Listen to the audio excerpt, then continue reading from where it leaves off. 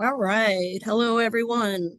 Thank you for joining us in the third webinar of this series, The Journey to Health Equity, a Roadmap for Rural Hospitals. My name is Amanda Trish. I am the Rural Health Development Coordinator at Wellhead, Louisiana. Today, I'm going to add Dr. Bionami's bio to the chat just to save us a couple of minutes. And I'll go ahead and hand it over to you, Doctor. Thank you so much.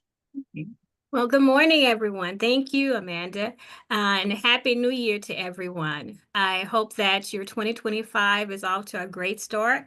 We're in the ninth day, so we're thankful for that. I'm excited about our third webinar. I'm excited about what we've already done and shared, and so I'm looking forward to another great session. So this is our Journey to Health Equity, a roadmap for rural hospitals. And one of the things that I decided to do for webinar number 3 is to do a little review recap of the Centers for Medicare and Medicaid Services Screening for Social Drivers of Health Measures. I wanted to make sure on webinar 2 that we had enough time for our great guest speaker that shared, Kathy Terry from West Feliciana Hospital, the community chairperson and business development leader, that shared a little bit of their journey in terms of their health equity and developing a health equity plan and implementing the plan. I thought it was so helpful, but I felt like we needed to kind of just recap a little bit on those social drivers of health measures. And I also wanted to look at collecting assessment data for social drivers of health. What are health-related social needs? What kind of tools are out there and available? I'm going to share a couple of tools with you. And then lastly, we're going to talk about the Joint Commission standards to reduce health disparities. So our objectives, I always like to start with objectives to make sure that we're sticking to what we're saying we want to accomplish on this webinar. In terms of our social drivers of health measures, we're going to just review a few of those concepts, not spend a lot of time on it, but just to recap a little bit. Share examples of evidence-based tools for collecting these social drivers of health-related social needs, and to also just discuss briefly a little bit about Z codes as a part of the ICD-10 CM classification of document non-medical factors that affect health.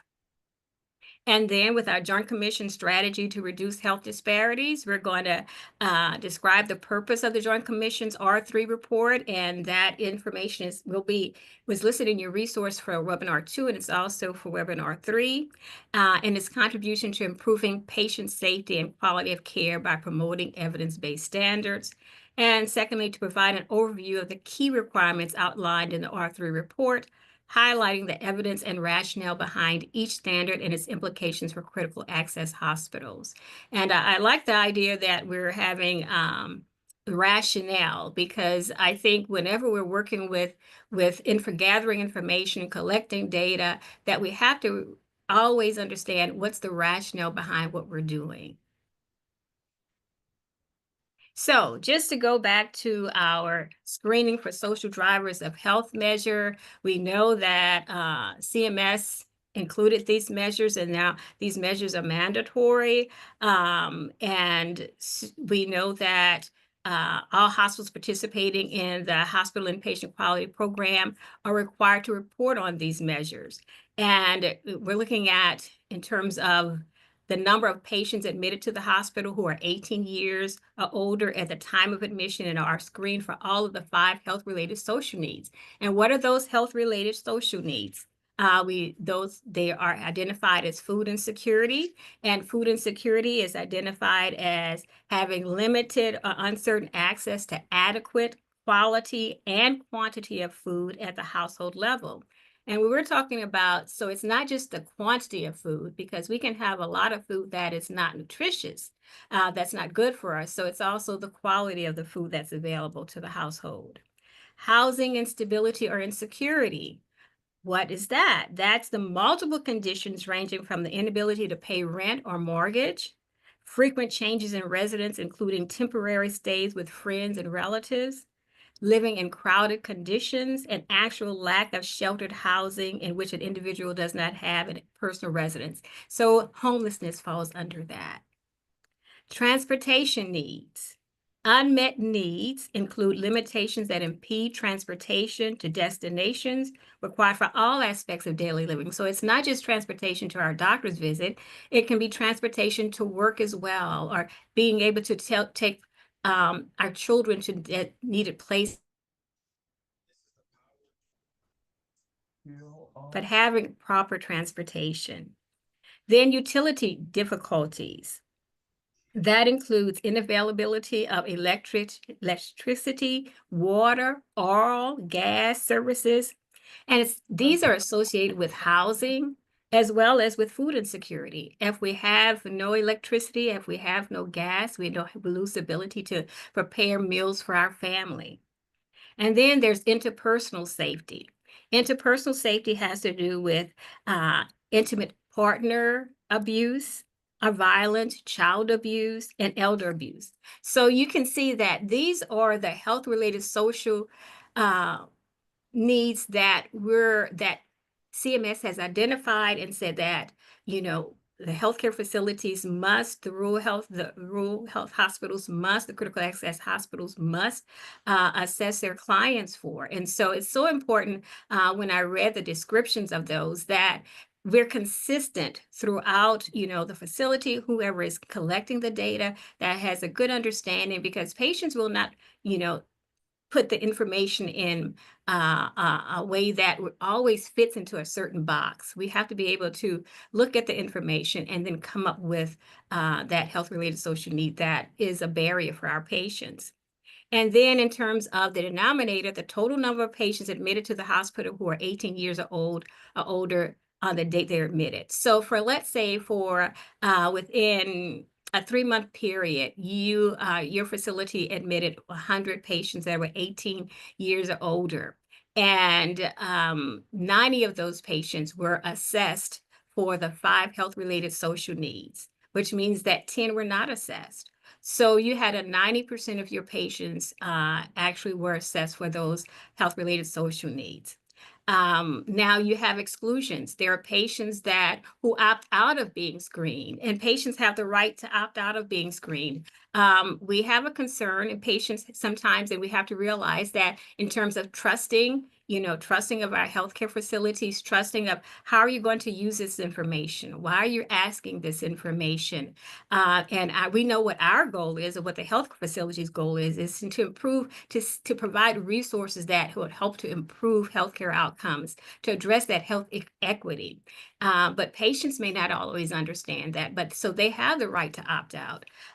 Patients who aren't able to complete the screening themselves, if it's a patient that's an elderly patient that's experiencing dementia and they can't complete the screening, and there's no family member or guardian that is present that is able to complete the screening, so those patients are excluded. So let's say if you had 100 patients admitted and 2 patients were excluded, then your denominator would then be 98, and your numerator would be the number of patients that were screened for all 5 of those social needs. So that's the first process in terms of screening for social drivers of health measure.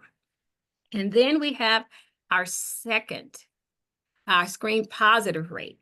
So when we're screening these patients, and whatever process that's being used by your facility to actually collect this data to screen these patients, and we're going to try and find out a little bit more about that in one of our poll questions next. This information provides the percentage of patients admitted for an inpatient hospital stay who are 18 years of age or older on the date of admission, and they were screened for all 5 of the health-related social needs, not just one. We can't say, oh, well, they just responded to one. No, they have to be screened for all 5.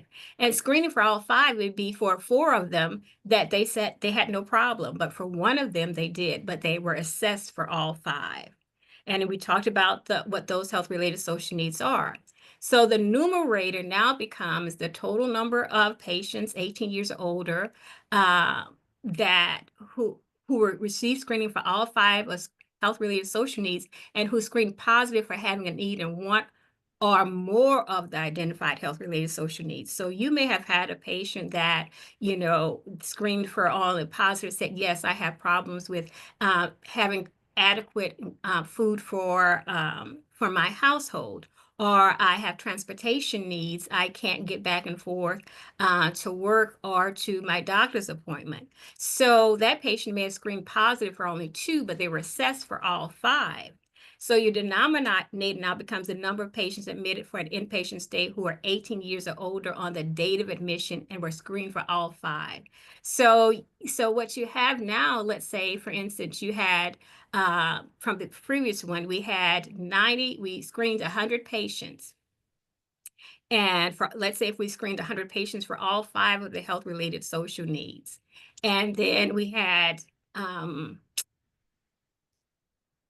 80 patients that screened positive for 1 or more of the social needs. Okay, so we had 80% of our patients were screened positive for those health-related social needs. But now what we have to do is that we're going to develop results. We're going to measure each one of those health-related social needs separately, one of each for each of those domains. So for instance, let's say of those 90 or 80 patients, and we'll go with the 90. Of those 90 patients, then that were screened, and 10 of them said that they had problems with transportation.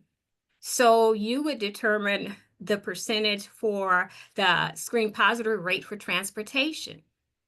So if we had, and we'll make the math easy, we'll say 100 patients were screened for all 5 of the health-related social needs. And of those 100 patients, 10 patients said that I have problems with transportation. So that means 10 out of 100 said that, hey, 10% of those patients said that I have problems with transportation. So then you may come up again, you may see that, hey, another group said that I have problems with housing insecurity. I can't pay my rent. I'm having to move from one place to another because I don't have the finances to pay the rent or the mortgage. And that may be, 15 out of 100 of patients. So that's 15% screen positive rate. So you can use this information. So this is what your screen positive rate, but also always go back to how do I use this information? So you can use this information to determine, again, those areas in which your patient population screen positive, their screen positive rate, what's the highest percentage? The majority of the patients that have been screened within your facility is transportation. The highest percent of having problems with transportation is the highest percent having problems with food insecurity. You can use that information to really help you to decide, help you to move forward in terms of where should we place our limited resources? What health-related social need is presenting a barrier for the majority of the patients that we service in our facility. So that's how you can use this data. Collecting the data is extremely important, but utilizing the data is also more important. Okay, so now I'm going to ask you a question, a poll question. And I think it's very important. These questions tend to help us, to determine how can Well-Ahead develop technical assistance services that would best benefit you. So how is your rural hospital, critical access hospital, currently collecting social determinants of health, health-related social needs data? Is it directly through electronic health records? Is it through screening forms? Is it through clinical notes? Is it through other methods? If you can complete that for us. Okay, it appears that 91% directly into electronic health records. And then we have screening forms. Okay. It looks like electronic health records is the primary method in which this data is currently being collected. Okay, thank you very much. Thank you. 93%, okay. So we're keeping this data, we're keeping this information because it's going to help us as we move forward. All right. Thank you for participating. Okay, now I have another poll question that takes us a little bit deeper. Another poll question. Who is responsible for collecting the social determinants of health, health-related social needs data at your healthcare facility? And ask select all that apply because it may be multiple people that are responsible. We have options for the health assistant, our nurse practitioner, nurses, our registered nurse, maybe our licensed practical nurse, social worker, a community health worker, case manager, patient navigator, and I feel like I should have put other there. So if there's other individuals that are assigned within your facility that are collecting this data, please put that in the chat for us because we want to have that information as well. Okay, but based on our poll, it looks like the majority, I think it looks like what, 75% that's being collected by the nurse, and then we followed by the case manager, then the social worker, community health worker, healthcare provider. Thank you very much. This is extremely helpful information because this helps us, and we're going to talk more about the training of those that are collecting the data, providing appropriate and adequate training for those that are collecting the data. Okay. Thank you very much. We're going to definitely hold on to these results. Okay. All righty. Next, I just wanted to add just a little bit for sharing to talk about health information exchange. And I think it's absolutely great that, this is very important information because the majority of those that are on the webinar today are collecting their health-related social needs, social drivers of health information electronically. And so you're very much aware. It's like I'm talking to the choir. But this health information exchange allows healthcare professionals and patients to appropriately access and securely share patients' medical information. So you all already know all of that. I just wanted to make sure that we understood the benefits of this access and confidentiality, share patients' vital medical history. A patient is seen at one healthcare facility and that information can be shared with another health facility, or even when we're talking about health-related social needs, if that information is gathered at one facility, then that it's automatically you can retrieve that information at maybe at your rural health hospital, or your critical access hospital. Provide safe and more effective care tailored to patients' unique medical needs. Patients can use HIE to access and securely share their medical information electronically with healthcare providers. For instance, I'm on MyChart, and I frequently use the information on MyChart in order to submit information to my patients. Like I'll do a blood pressure log for myself, and I'll send it to my doctor. Or if I have to submit any outside tests, COVID results, because they don't have the Moderna at their particular clinic, then I can submit that. So I really appreciate, the use of MyChart. But I've had some associates that, based on the healthcare facility, the healthcare system, the two systems did not communicate with each other. So that did present a barrier. So having all systems that communicate with each other that would be ideal. And then you have organizational administrative benefits, minimize administrative burdens, of course, reduce paperwork and storage costs, and then, of course, telehealth cost efficiency in terms of, ability to participate in telehealth and that primary healthcare provider or that healthcare provider being able to have access to a person's medical information.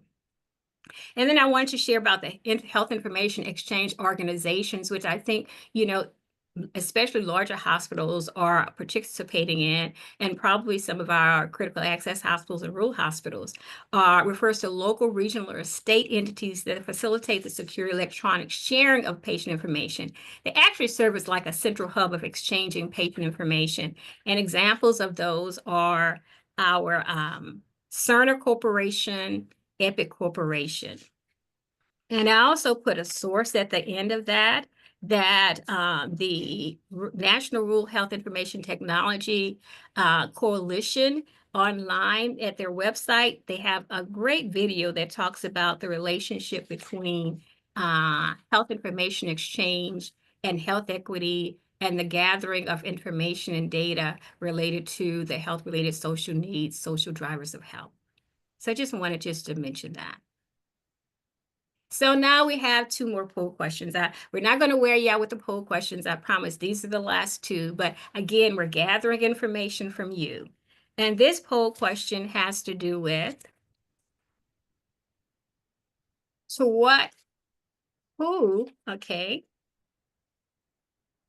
does your rural hospital, critical access hospital use a health information exchange organization to share or access patient information? And the answer is yes, no, or unsure. And if you're unsure, that's fine. That's absolutely fine. Does your rural hospital, critical access hospital, use health information exchange organization to share or access patient health information? And it looks like a little over half said yes, 15% no, and 31% unsure. Okay, awesome. It's great information. Okay. And our last poll question for this webinar: to what extent does your rural hospital, critical access hospital, use HIE organizations for patient data exchange? Occasionally, regularly, and extensively. Okay. But we have one. Okay, let's see. That's occasionally, regularly, extensively. To what extent does your rural hospital use HIE organizations for patient data exchange?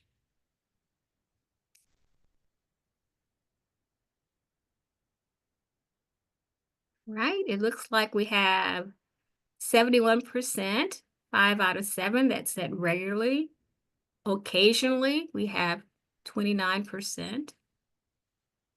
And no one extensively at this time. But the regular is pretty good. So thank you for sharing that information. This is extremely helpful as we move forward, extremely helpful.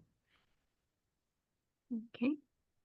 So now we're going to just look at some challenges related to social drivers of health, health-related social needs. And I'm using both of those terms, you all, because they're so very similar. And for one situation, you may be using the term social drivers of health. For another situation, you may be using the term health-related social needs. Early on in webinar 1, we talked about how there's difference between social determinants of health, social drivers of health, and health-related social needs. But I think these 2 terminologies that we're using are very similar in terms of what how we're collecting the data, and they're being used by the 2 different organizations, CMS and the Joint Commission. So what are these challenges? No single standardized coding system. That's the first challenge.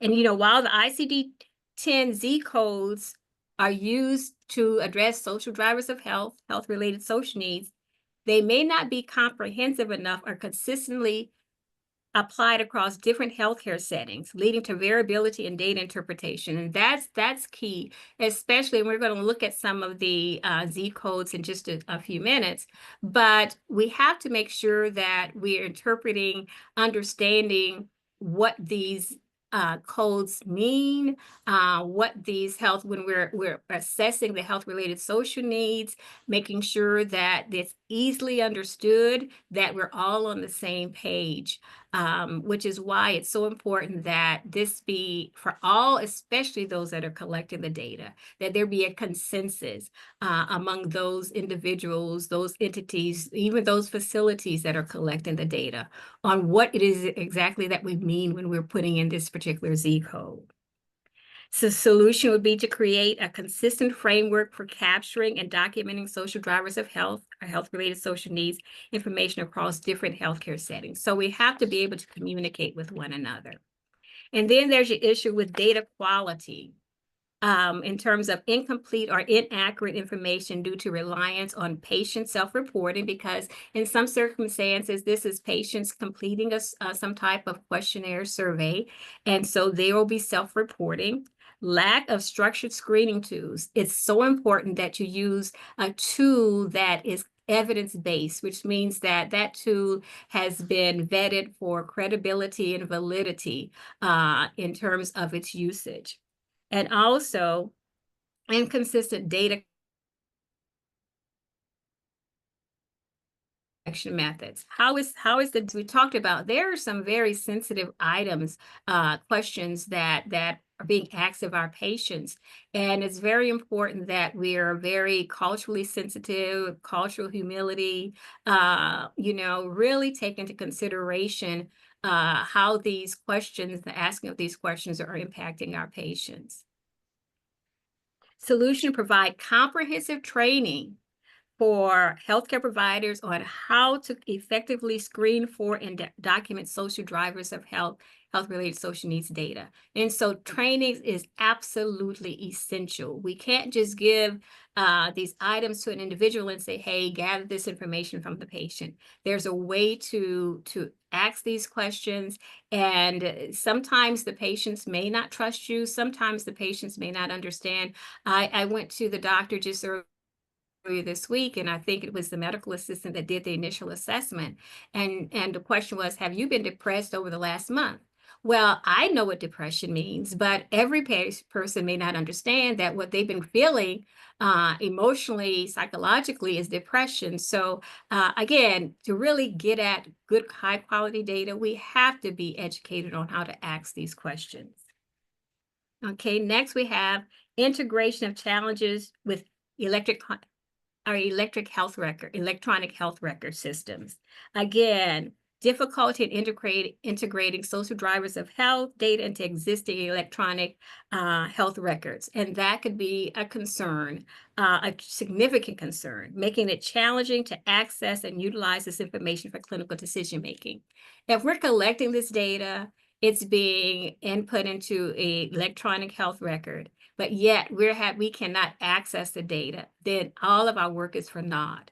It's so important that there's communication, there's relationship between those that are not only collecting the data, but also our HIE, human resources, IT, human resources, that we're able to working with us to be able to retrieve the data and retrieve the data in a way that can be easily analyzed. Also, potential concerns regarding patient privacy concerns. And again, we talked about the patient being concerned about, how are you going to use this data? And we know why we're collecting the data, because we want to help. We're addressing health equity. We want to make sure we can provide resources that can assist you with these non-medical needs that are impacting your health care. And then time constraints. It takes time. It was very easy for that person to come in and just ask, have you experienced depression within the last month? And I say no, and they put a check mark no. But it takes a little bit more than that to really to get at some of these answers. But it takes time, and time is very valuable, especially within our healthcare system and for our healthcare providers. And so we have to make it, and the last one says lack of reimbursement incentives. We have to provide those reimbursement incentives that encourage our healthcare providers to collect this data. And we also have to be able to share with them how the data is being used and what's the impact on the interventions that we're doing in terms of utilizing this data to improve healthcare outcomes. So these are some of the challenges. And now I wanted to share with you just very briefly some of the evidence-based tools that are out there. I'm just going to share two with you. And that first tool, this is the tool from CMS, and it's the Accountable Health Communities Health-Related Social Needs Screening Tool core questions. And all of these questions get at answers to those health-related social needs. Remember those 5 health-related social needs. And I won't go over all of them, but you can see in terms of living situation, what is your living situation today? The first item says, I have a steady place to live. Well, that automatically tells you that that's not a barrier for that person. But if the person checks, I have a place to live today, but I'm worried about losing it in the future, or I do not have a steady place to live, I'm temporarily staying with others in a hotel or shelter, living outside on the street, on a beach, in a car, abandoned building, bus or train station, or in a park. So anything that's underlined lets you know that that's screen positive rate. That's a barrier for that patient in terms of their health-related social needs. Now, that may be the only question that your facility decides to select in terms of to determine living situation. But in this particular two, they went a step further and they asked a question about, do you have problems with any of the following? Again, related to living and housing situation. Pests such as bugs, ants, or mice, mold, lead paint or pipes, lack of heat, oven or stove not working, smoke detectors missing or not working, water leaks, none of the above. So if the person says that they don't have a smoke detector, then ideally a situation would be that, hey, we have community resources we could hook you up with. Our fire department gives free smoke detectors and they'll even come in and put it in for you. But let's say if a patient comes in with asthma and they're telling you they're living in a place where there's mold and lead paint in the pipes, then those are situations that will definitely impact their health. So those are things. So this is additional information that can help in terms of providing resources or attempting to provide resources to help those patients. But you can see in this particular document, again, you probably have seen this before. It's cited in the resource references on the PowerPoint, but they address all of the health-related social needs. And this just goes on to talk about safety. How often does anyone, including family and friends, insult or talk down to you? How often does anyone, including family and friends, threaten you with harm? So those are those interpersonal health-related social needs. And then I'm not sure how many are familiar with the Prepare tool. There's been extensive research on this particular tool. Again, these are examples of tools that can be used to collect data related to the health-related social needs of social drivers of health. And this is the Prepare stands for Protocol for Responding to and Assessing Patients' Assets, Risk, and Experience. And it's a national standardized patient risk assessment tool designed to engage patients in assessing and addressing social drivers of health. So again, they have some similar questions, maybe asked in a little different way. And so for your facility, as you're preparing, you probably have already done that for all of you all that are collecting this information. But for instance, they ask, what is your housing situation today?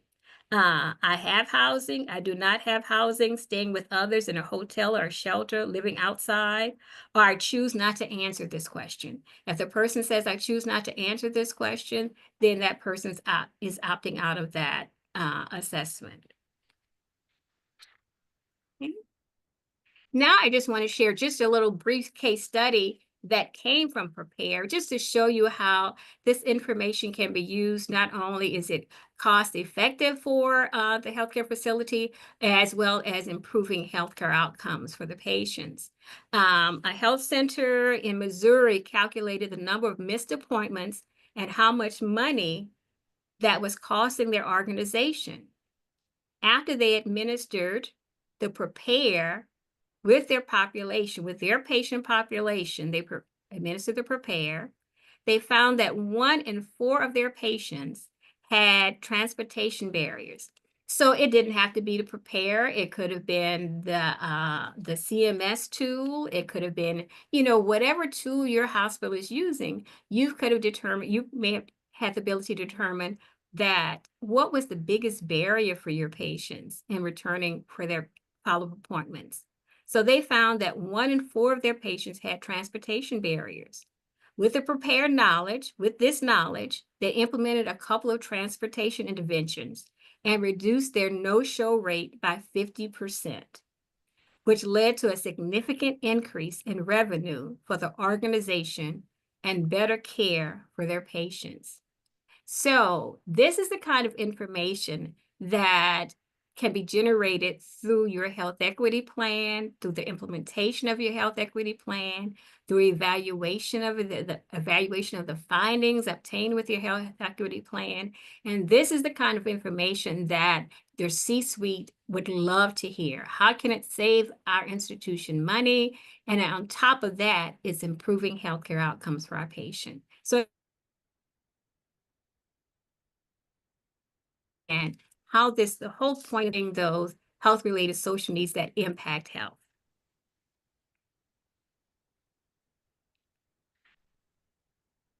I also wanted us to briefly look at some of the Z codes that we talked about that are in the ICD-10 that really address those non-medical needs that we've been talking about, those health-related social needs, social drivers of health. We know that as of 2024, the CMS requires hospitals that accept Medicare patients to, again, assess for those social determinants of health, social drivers of health. We've already addressed that.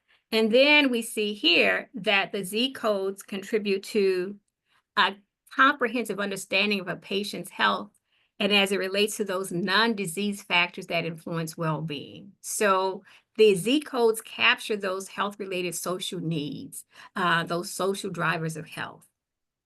And then what we find is that Z codes identify a range of issues related to, but not limited to, preventative health services, education, literacy. So it goes beyond those 5 that were identified by CMS. Employment, housing, the ability to obtain adequate amounts of food, occupational exposure to toxic agents, and many more.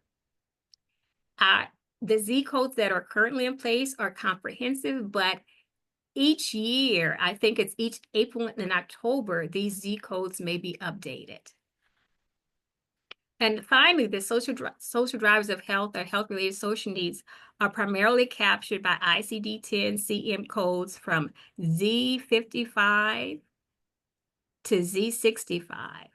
While social drivers of health Z codes, they've been previously underutilized, but they're being utilized more and more. And this is impacting our ability to actually retrieve and the ability to retrieve this information through our electronic health records and utilize it in terms of identifying what are the priority areas that we need to address for our patient population. And remember, each community, each critical access hospital, each rural hospital, your community may be different from the next community. Your community is unique. And I just wanted to share this just little infographic on the social determinants of health and data with ICD-10 CM codes. I thought it was very informative. One of the things that I wanted to point out, though, is that here in the lower, the blue item, it says, coding professionals may utilize documentation of social information from social workers, community health workers, case managers, or nurses if their documentation is included in the official medical record. So this is key. The documentation must be included in the official medical record. It says social drivers of health information can be collected through person-provider interaction or self-reported as long as it is signed off, and this is key, signed off on and incorporated into the medical record by a clinician or provider. It is important to screen for social drivers of health information at each healthcare encounter to understand circumstances that may have changed in the patient's status. So it's not that we just screen for this one time. This is an ongoing process because that's how we determine improvement. Where is our measuring stick? Are we getting better? Are we having fewer patients missing their appointments? So it's very important to follow through on this information. Okay, and then our next Sorry. Our next one deals with, just share some of the Z code categories and new codes. And you can see that there are subcategories under some of these. You have problems related to education and literacy. One is considered less than a high school diploma. And then problems related to health literacy. That's new. And so in terms of problems related to health literacy, there may be different problems associated with that. And so I would imagine that in the future there may be some subcategories there as well. Problems related to employment and unemployment, occupational exposure to risk factors, problems related to physical environment, inadequate drinking water supply, basic services unavailable in physical environment. Then we have problems related to housing and economic circumstances. Homelessness falls under this category. Then we have inadequate housing environmental temperature, and other inadequate housing that may not fit under a certain category. In this particular one, you also have your transportation insecurity. That's Z59.82.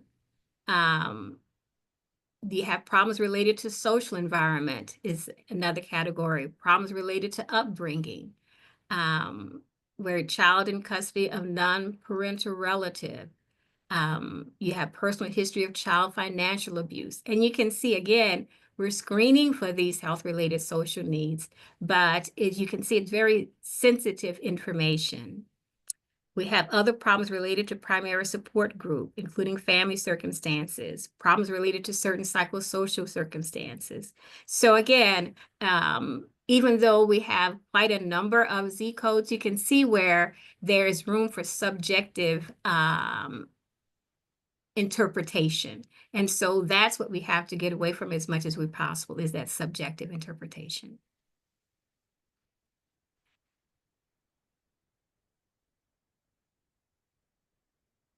Okay, now we're going to take some time and go through that Joint Commission strategy to reduce health disparities. So we've talked about, the whole key here is developing our health equity plan on our health equity plan journey. So we all understand that health equity means that we want everyone to have access to high quality health care and have the ability to have a healthy life, a healthy lifestyle, healthy life. We want to reduce healthcare disparities. We want to reduce health inequities. So all of these processes are heading toward that. So first of all, in order to do that, we have to assess for what those social drivers of health are. What are those health-related social needs that we're talking about that are not medical? And we said over 50% of those of these types of needs impact health outcomes. And so now the Joint Commission strategy is to reduce, again, to reduce health disparities. But what the Joint Commission has done, it says its aims to decrease disparities by setting rigorous standards for healthcare organizations, requiring them to actively identify and address disparities in care delivery across different patient populations, including through data collection, cultural competency training, and promoting patient-centered care, all while offering a voluntary, and this part is voluntary, healthcare equity certification for organizations actively working to close gaps in access and quality of care across diverse groups. So I want to really stress here that all we've been discussing is leading toward the very common goal. And so even though CMS requires one thing, Joint Commission requires, but they're both are very much integrated, interrelated. And so within this health equity plan, health disparity plan, whatever you want to call it, you're going to be meeting, if you incorporate these things, you're going to be meeting the guidelines and the standards for each one. So I don't want people to feel, oh, I have to do this and I have to do this for this one. No, let's see how we can integrate these and be able to respond, because our goal is the common goal is to decrease health disparities, improve health equity. So R3 report issue, and I have that resource again in your documentation. It's a great read, requirement, rationale, and reference in terms of guidelines and how you move forward with these R3 report essential elements of performance.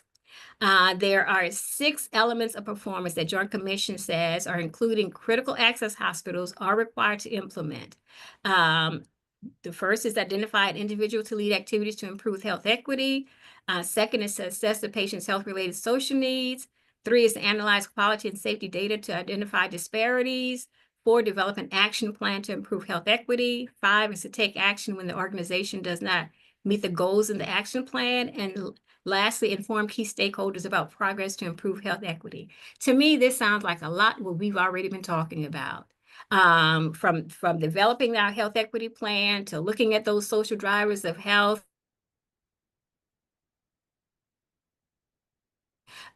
those that are putting a plan, how we're going to collect this information, how we're going to develop this team. So again, many commonalities. So I want everyone to remain as calm as possible because there's ways to link this information and we can meet everyone's criteria, but the ultimate goal has to be that of improving health equity. So leadership, we've talked about leadership in our first webinar.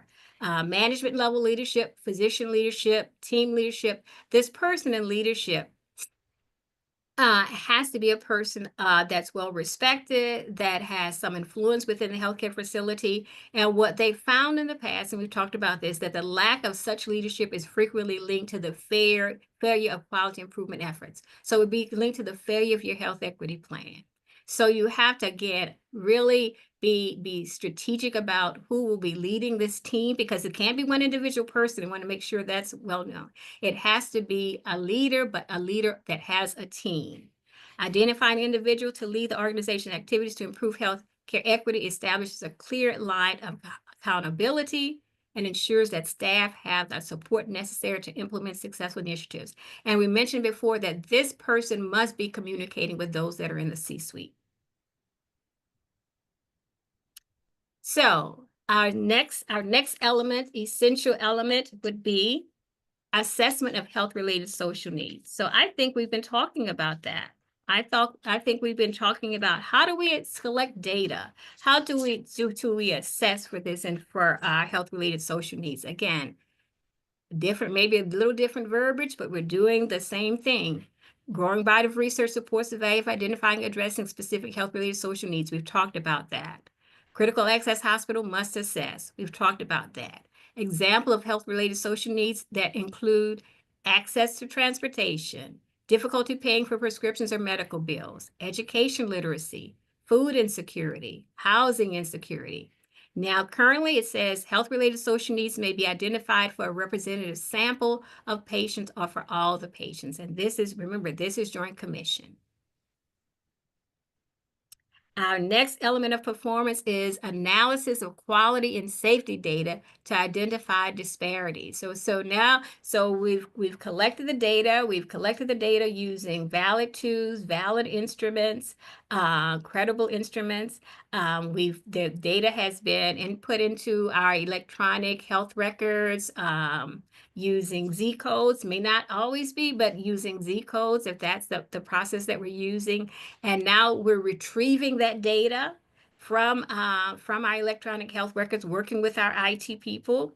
And now, though, it says that we're going to analyze the data, but it's introducing a next step. The critical access hospital must identify healthcare disparities in its patient population by stratifying, a new term, quality and safety data using the sociodemographic characteristics of the patients served by the critical access hospitals. So we've collected that health-related social needs data, that social drivers of health data, but now we must take that data and stratify it according to certain sociodemographic characteristics. And they've given you examples. Age could be one. Gender could be one, language could be one, race and ethnicity could be one. So these are just examples of how that information can be stratified. It is essential for critical access hospitals to conduct analysis to understand the specific disparities that may exist in their institution. This process begins with stratifying existing measures.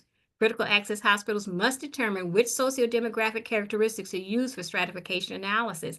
And this comes from your data, from your healthcare facility, from your community health needs assessment, from your social drivers of needs measures. You're going to look at this data, and you, for instance, you may say that problems with transportation may be one of those health-related social needs.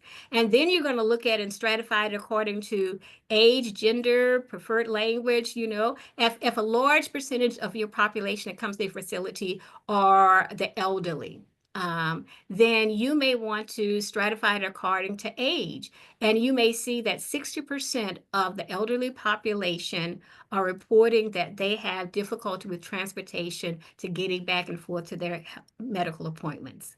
That gives you a lot of information. Then you know where the resources are needed.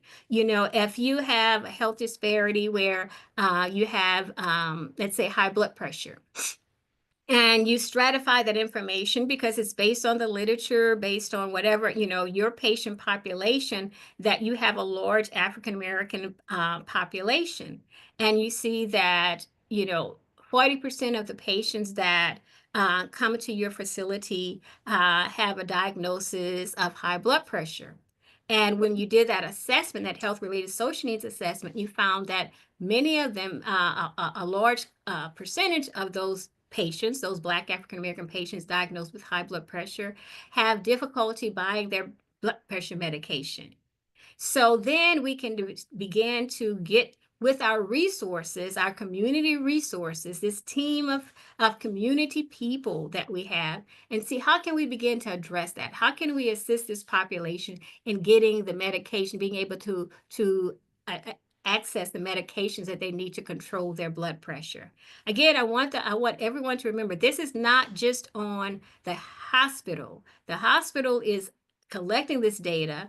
The hospital may be even being an important leader in this process, but the community is essential because that's where your resources are going to come from when trying to address these health-related social needs. So involving your community, but stratifying this data in terms of these sociodemographic characteristics helps you to pinpoint and focus the resources on where they're most needed to improve healthcare outcomes. Essential elements of performance, develop an action plan to improve health equity. We've been talking about that all along. Develop a health equity plan. The critical access hospital will develop an action plan that defines the healthcare disparity and specific populations of focus, the organization's improvement goal, the strategies and resources needed to achieve the goal, and the process that we will use to monitor and report the progress. Healthcare organizations are only required to address one topic. This is Joint Commission, only required to address one topic, even if they identify multiple disparities. So the topic that you, in terms of meeting Joint Commission, it could be lifted right out of your health equity plan, or just point to, this is the disparity that we're addressing. This is the socioeconomic, sociodemographic group that we're seeing the greatest prevalence. This is the major health-related social need barrier that's impeding the improved health outcomes. And these are the interventions that we're doing. This is the strategy that we've developed to address this major health-related social need that's related to this health disparity. And in doing that, and you're going to see next, so you develop this action plan based on all the information that you've collected, and everything falls in line. So, you're working with what CMS has said, you're working with what Joint Commission, but the whole goal is that this is being put into our health equity plan. And then number 5, taking action when this critical access hospital does not meet the goals in its action plan. Now, in order to, how do you know you're not meeting the goal? That means you have to go back and evaluate this whole process. That's why having a leader, a health equity leader, or whatever you want to call that person, and their team is so important, because you have to have follow through. We cannot just develop a plan, say, hey, I met the goal, we developed a plan. Hey, we met the goal, we developed an intervention. This is our intervention. How well is the intervention being executed, and what are the outcomes as it relates to that intervention? So you have to review quality and safety metrics, collecting feedback from patients about new services, interventions, and really determining the effectiveness of this service. And if you're based on your plan, your intervention, they're not being effective, then you got to go back to the drawing board and talk to people and say, hey, why do you think this is not being effective? And then revise the plan accordingly. And then lastly, informing key stakeholders about progress to improve health equity. This is essential. If you've gone through all of this work, you've developed this plan, and you're seeing great outcomes as it relates to this plan, you need to shout it to the world. You need to shout it to all of the people within your organization, because they have to be a whole part of this process. They have to be partners within this process. And you need to shout it to your C-suite. You need to shout it to the community. Call a big community gathering and say, this is what we've done as a community together. And keeping in mind that this is not, the Joint Commission may have said, hey, you just addressed one disparity. That's all we require. But within your community, there's many more things we can address. So then identify what the next is, because this is your patients to know that, hey, our rural hospital truly cares about us, but we're a part of this whole process. So again, shout it to the roof, all the successes that you're making. So now I have opportunity for questions. I apologize, I don't have much time left. There's a lot of information, but if anyone has any specific questions, please, I'm available. And even if you don't have time here, you can email me, you can email Well Ahead, and they'll get in touch with me. But I'd love to speak with you, if there's any way that I can assist you. But believe me, when you're completing that evaluation, that brief evaluation, we're taking all of the information into consideration and trying our best to address whatever issues you may have. These are your resources, and all of the resources that I've shared with you, they are available on this list. And because there are many, many, many resources out there that are very helpful in this process. So our next webinar will be on February 13th. And we'll be engaging community members. It'll be focused on engaging community members in rural health equity journey. And this is where we talked about, hey, this is not, the hospital cannot do this by yourself. You have to have that community involved. You have to have, all those entities and organizations within the community involved in this process, but they have to be made aware of that. They have to be made aware of what's happening, why we're doing this. So it's really a lot of sharing of information. And the assignment that I'd like to share with you is that for you to come back prepared to share an example of a community engagement effort by your rural hospital. We're going to hear from you at our next webinar, because we want to know what you're doing. And we also want to know what the barriers are that are preventing you from being able to really bring the community in and to engage the community in these efforts, because I know human resources is probably one of the biggest barriers, but we want to hear from you all next time. Thank you very much for this opportunity. I look forward to seeing you again in February, and please reach out. Brief evaluation, if you could scan the QR code, or if Amanda, if you could put the link in the chat for those that would just like to click on the link, that would be great. I don't see if there's any questions in the chat. Should I stop sharing, Amanda, or? Let's see. I apologize. I couldn't find access to the link quickly enough, but I will send out the slides and the link and all of that in a follow-up email to all of the attendees. Okay, sounds great. Sounds great. Thank you so much, Dr. Bienemy. Thank you, and thank you to everyone that came on today. We look forward again to seeing you in February. Have a great rest of your day.